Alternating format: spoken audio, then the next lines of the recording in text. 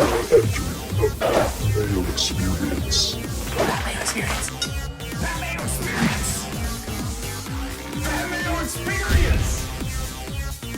Experience. Welcome to the Pat Mayo Experience, presented by DraftKings 2021 Heritage First Look Preview. All the stats, the modeling that you all need. The walkthrough will be powered by FantasyNational.com. If you don't have a membership at FantasyNational.com, I suggest you do so. The most customizable stat engine database on the planet. All of the tools to help you get ahead. And if you use FantasyNational.com/Mayo, you get 20% off. You want to play in the Listeners League this week? The link is in the description of the video and podcast. Get your spot now, because as we saw with the Masters last week, those spots go very quickly. So get on board. Get your ass into the Listeners League right now. If we fill it quickly, we can only make it bigger from there. So thank you for that. Thank you for tuning into all the Masters shows. By the way, it was very much appreciated, helping us try to fill the one and done. It was a big ask last week, and I spent a lot of the beginning of a lot of shows kind of yammering on, doing all these plugs. So thank you for bearing with that. The response to the shows, the traffic, the downloads were off the charts amazing, and I couldn't be more appreciative of that. So thank you all for tuning in. Sorry I couldn't hit a winner unless Siwoo rallies and shoots like -10, or Kevin Na shoots like 59 on Sunday. But hey, maybe they'll both come inside the top 8, and we'll be looking good to go. The main to make the cut parlay hit, so that's always nice. If you listen to the UFC show, gave it some winners on that one, mixed with golf bets at the same time. Kind of crazy stuff. But either way, again, FantasyNational.com/Mayo to get yourself into the stat database game and all the tools to help you out. My favorite tournament of the year, Harbour Town. It has been my most profitable tournament, and I don't know why exactly that is. It's just, this is my favorite one to watch on TV. Harbour Town is such an awesome course. This field is stronger than you would probably expect. Last year it was the second tournament back out of COVID. So it was going to be one of the stronger fields of the year, because all those fields were super strong right out of the gate. Normally, the week after the Masters, you don't draw that big of a crowd for the Heritage, but this time around, hey, listen, all the European players are staying over here before the PGA Championship, so a lot of them entered the field. Dustin, he's an RBC guy, so obviously he's going to play in the RBC Heritage, but the field itself is actually looking pretty solid. There's 138 players, at least listed right now. That's what the PGA Tour Communications is telling me. I don't think I've ever seen 138 players in a tournament before. Normally, this tournament was a bit smaller, as it was a part of that invitational series that you could use to qualify. It was like 120 players, therefore fewer players in the field, more 6s, but it looks like we're expanding closer to a full field event than you would normally see. Let's just jump over into Fantasy National to try to figure this out and try to see what's going on for the week. As you can see, there's Chris Kirk. He's up at the top. Obviously, he's going to be popular. Oh, remind me to bet CT Pan, by the way. I said if he missed the cut at the Masters, I'd want to take him in the field this week. And he did miss the cut at the Masters. And shockingly, despite the very poor scoring, he wasn't all that bad in the ball striking department. He lost almost 4 strokes putting over 2 rounds and a stroke and a half around the greens. Actually a positive ball striker, especially with those irons. As when we jump into the stats here in a second to look at this course breakdown, irons are where you want to be at. Plus, CT Pan has won this event before. And it's another Pete Dye course. Guys just kind of go over and over and over all the time, playing well at the same courses. So Dustin Johnson leads the field. Obviously, he missed the cut at the Masters. He is here. Corey Connors, no idea how he finishes yet, but he has made the cut at the Masters. Ditto with Webb Simpson. You have Cantlay, Zalatoris, who's still in the mix at Augusta. Bryson, who's firmly out of the mix at Augusta. Berger is playing. Matthew Fitzpatrick, Sung J M, Russell Henley, Paul Casey, Cam Smith, Colin Morikawa. You got Charlie Ho coming off a second place finish. Griot's back in the field. Brian Harman still firmly in the mix at the Masters as well. See, woo, Kim letting me down. Number 15 for Siwoo at Augusta did not turn out well. Hatton, Ortiz, Answer, this field is loaded. It isn't even when we scroll down a little bit, you have Bezadenhout, Lowry, Cam Davis, Kisner, Westwood, Sergio, who put on an immaculate ball striking performance at this course a year ago. I just could not putt in round 1. Almost got it all the way back. Hit a nice in-play live top 5 on him. I believe it paid 75-1, which was awesome. Really bails out a week when you actually, I had Webb Simpson too. So it was a very profitable week at the Heritage for me. And this is the site of the big Kadaira win for me on DraftKings as well. So good vibes on this tournament. I like Brendan Grace again this week. He's another former winner here. Matt Wallace is back in the field.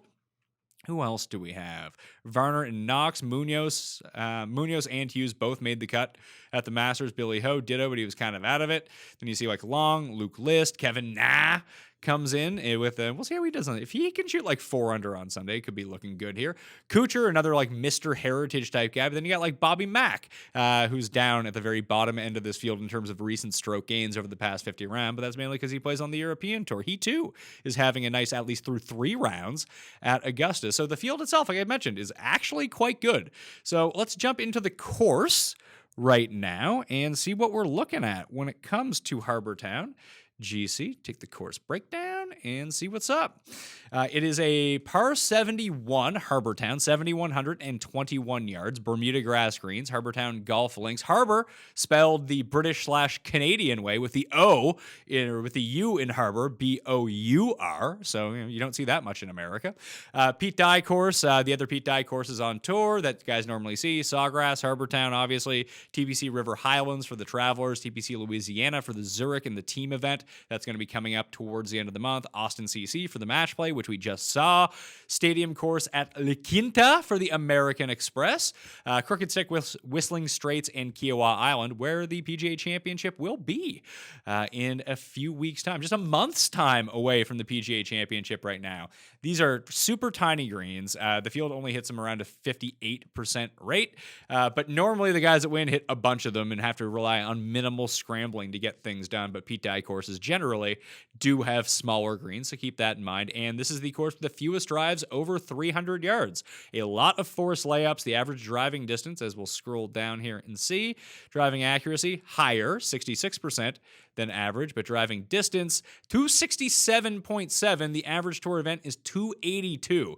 So guys, club down, they gain more accuracy, but this course is really all about angles. You need to, sometimes you're much better off being in the right rough than you are on the left fairway, just based on the design of this course. And experience seems to matter a little bit here, where guys that have just played it time after time and are familiar with Pete Dye layouts, because it has a lot of the same tricks as most of them do, just tend to pick it up over time. Historically, like back when we'd try to hit winners at this event over time, you'd always want to kind of take the guys that were in the Masters but missed the cut and got there a little bit earlier, although Dustin had to stick around, so I guess he wouldn't actually qualify for that unless he went back to South Carolina, went back home and got some rounds in. Probably didn't. Probably just spent the weekend doing nothing, or, hopefully not falling downstairs because he was wearing socks inside of his Airbnb. Who knows what's going on with that? But this is a coastal course, so you are going to see the potential for really high wins. The year that Kadaira won, that's what happened. He got out a bit earlier than everyone else, and all of a sudden he went and posted a score. He got into a playoff with Woo, and ended up beating him in said playoff. Luke List was grinding around the top. He came in third that year. Xander and Bryson were firmly in the mix, as was Cantlay and Bill Haas. I remember this very vividly because that was the best DraftKings lineup I've ever had. So that really does stick out in my mind that year in particular. They pushed everyone to the morning, so by the time the CBS coverage actually came around, it was on tape delay, so we already knew the results from like 3 hours earlier. But it was nice to experience again. Happened on my birthday too, which was awesome. Let's take a look at the top 5 finishers. As you can see, strokes gained approach is going to be very high, as is strokes gained putting. You get a hot putter, you get some good irons, you're good to go. Chipping actually means more than driving at this course, and this actually does factor in last year's event. Now, you saw a higher caliber of player in last year's Heritage. So normally you get more of your Brian Stewarts of the world, the shorter hitting accuracy guys. Although this field is stronger than a normal year, it's significantly less strong than what we saw in 2020 when Webb won. Webb is here, by the way, but as I mentioned. But again, I think it brings more of the middle range players into play. It's a course that neutralizes a lot of one of the best players in the world do well, which is really gain off the tee. That can make a huge difference here, gaining off the tee, trust me. But it's just not, when we look at the top 5 finishers, it's going to lean more towards irons and approach than anything. As you can see, you got some of these smaller holes. 5 par 4s from 400 to 450 yards, 450 to 500. You have 4 of them as well. The par 5s, as you can see, let's see here. Eagle rate, 0.4%. So not a lot of people are eagling number 15 because of the forced layups. Number 2, you might be able to squeeze an eagle out of. Maybe number 5 as well, but Not really all that much from what we're seeing. With 18 being the third hardest hole on the course, you're going to see a few birdies there, a 10% birdie rate, but it's not really lending any sort of significant advantage for anyone playing Showdown starting on hole 10 in terms of the wraparound. And with hole 8 being, I guess, because 7 and 8, they're super tough. They're just hard holes on this course. Although the guys did chew it up back last, was it June? Is that when the restart was? Whatever the hell that was. Either way, shout out to Nate Knox, too, who won the Millionaire Maker at the Heritage. Viewer of the show, member of FantasyNational.com. Had one of the best lineups I've ever seen in a golf event. I think he beat the field by like 25 points in a Millionaire Maker event, which is just mind-boggling. So let's go to the model and see what we're drawing up this week. This is one of my favorite models to use because it's actually good. It's worked out over time for me. Heritage worked. So let's just keep with that. Let's see what's in here right now. Birdies are better gained, 10%. Ball striking, 5. Par 5s, 5. Greens and regulation. Gained, I have it 0%. I just like looking at that because I want to see who's hitting a ton of greens of regulation at the moment. Approach 25, tee to green 10, around the green 10, par 4s 10, par 3s 175 to 200, 5% good drives gained, 10%, and strokes gained putting 10%. It's the most I actually weight in putting into the modeling. Probably throughout the course of the year, a few times I'll go up and do the 10% putting. Maybe I should start doing that more. Those tend to be my better models. It keeps me away from all the worst guys in the field. The guys I normally love to back are the ones who, let's shrink this down to, let's just take a look at past 50 rounds, see who rates out well. DJ Connors, Webb, Morikawa, Henley, Hausberger, Hoffman, Kirk, Cantlay, and Tyrrell Hatton. Hatton played really well at this event last year. Is his game completely off? Well, he got through to the weekend at the Masters. I'm very interested to see what his opening number is. Him and Fitzpatrick. Fitzpatrick's ball striking wasn't all that bad at the Masters. It was his putting that really let him down. So those are the types of players that, just kind of historically pop to mind when you're thinking of this. Answer is someone I'm going to give a very hard look to. We've been riding him. He keeps playing well, just can't come through. He's a very good Pete Dye player. So in a field this strong, maybe we can catch like a 40-50 on Answer, and I'll probably be back in on that because I love making losing bets, and that's just what I do. So let's go. Brendan Grace actually finished Valero very hot as well. Former winner here, and his game has really come around. Already won this season in the alternate event in Puerto Rico. So he is someone who's also going to be on the short list. Don't get tricked into Luke Donald, by the way. Just don't do it to yourself. I know this is the Luke Donald Open, but that's what we'll see. Past 24 rounds. All right, this gets a bit more interesting now. Charlie Hoffman, Connors, Cantlay, Berger, Morikawa, DJ, Neesmith, Paul Casey, Zalatoris, and Chris Kirk. Webb is number 11 with Bryson at 12 in this. Answer number 13. There's Siwoo and Hatton right there as well. Wallace could be interesting. The Gim Reaper keeps popping up, as does Harmon. Michael Thompson was someone who was not putting very well at all at Augusta, but did survive the weekend. So get him back on Bermuda, where he's usually a lot better. And I've got to go check on that to make sure that I'm not lying about that. Let's see. Oh, yeah. Much better on Bermuda than he is on Bent. 19th at the Honda, 3rd at the American Express, a Pete Dye course back in. They played 3 rounds at the Pete Dye course this time around. Those were the West Coast Bermuda greens. So now he's putting well on Bermuda. As we can see, he's been making cuts. So maybe Michael Thompson is worth a look. He has won in the past calendar year, so we know that he can close. Very good short game on him as well. And it's nice to see him trending upwards. Good drives. He's doing very well on par 4 scoring. Where's the putting? The putting's only 44th over the past 24 rounds, too, which is pretty atypical for someone like Michael Thompson. So maybe I'll put Michael Thompson on a short list as well. Remember to smash the like button for the video, by the way. Give me your early leans, maybe some of your favorite deeper plays going into the Heritage. Get that algorithm up and going. Play in the Listeners League, too, by the way. All right, so I think that's pretty good. Here's the best par 4 scorer over this. Morikawa, Casey. Morikawa could be sneaky good at this course, too. It's a place where he can just hit the fairways and go ham with his irons. If it's a week where his putter decides to show up, when we saw him do it at Concession, that's what happened. So he had a very poor round 3. I don't really care about that. And he was living on smoke and mirrors through 2 rounds. He was one of the best putters in the field at Augusta National through 2 rounds, and that really caught up with him. But if we can get him back to his normal iron play, then I have no qualms about playing someone like Colin Morikawa and even going to the window and betting him. Hopefully this kind of throws everything off. I'm just trying to think.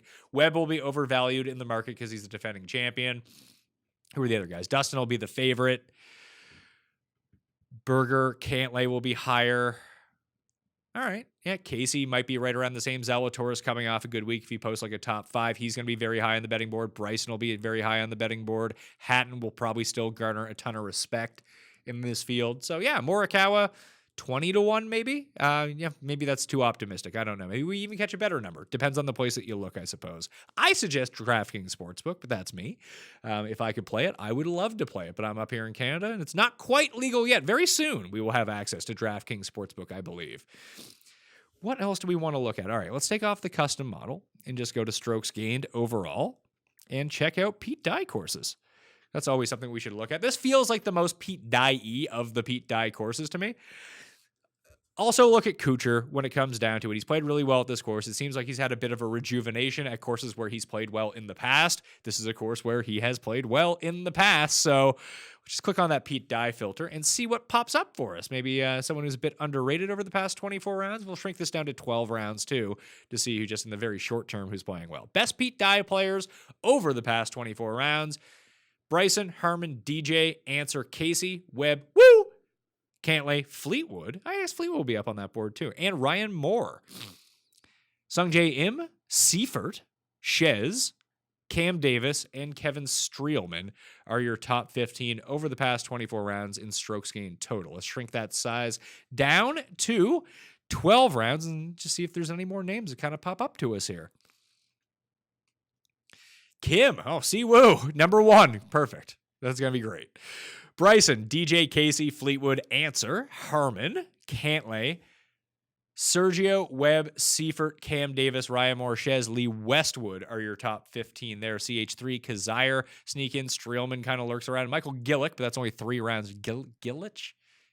The Canadian guy who put on a run at Corrales. He only has 3 rounds of weighted data. I assume that's from American Express. Then you have Tway, Damon Armour. The one thing this does not include is the match play, just because we don't get strokes gained from that event, where even though it is a Pete Dye course. So you can even take a look at that. Obviously, Brian Harman did very well there. Cooch did as well. Who else did okay there? Answer was going great until he wasn't all of a sudden. Cantlay, I believe, ended up... He missed the round of 16, but was having one of the better goes of it. Fleetwood played really well that week, too. So maybe it's Tommy time. I mean, if it's going to be Hideki time at the Masters, if he ends up coming through, then all of a sudden, Tommy time at the Heritage, potentially. Jeff and I will have the full breakdown on Monday for the RBC Heritage. I want to make this a quick one because I know that people were really invested into the Masters, and these breakdowns don't need to be 45 minutes long. Keeping it underneath 20 minutes is probably the route that I want to go with this moving forward, week to week to week. Again, if you want to see what I see and dig in even more on the stats, check out fantasynational.com/Mayo for 20% off. Play in the Listeners League link, smash the like. Like I mentioned, we'll be back with Jeff tomorrow. I've given the winners of the giveaways. And once again, I want to thank everyone out there for helping out the Pat Mayo Experience and Mayo Media Network and friends of the show, too, tuning into all their stuff, giving them follows, everything like that during Masters Week. It's so important for us because we get so many new eyeballs during Masters Week to make a good impression, to have those numbers up. And with your guys' support, we're able to blow the numbers that we had projected out of the water. So very much appreciate that. Thank you all so much. I hope you win some money at the Masters come Sunday. And if not, we got the Heritage to go. All right. I'm Pat Mayo. Thanks for watching. I'll see you next time. Pat Mayo Experience! Experience!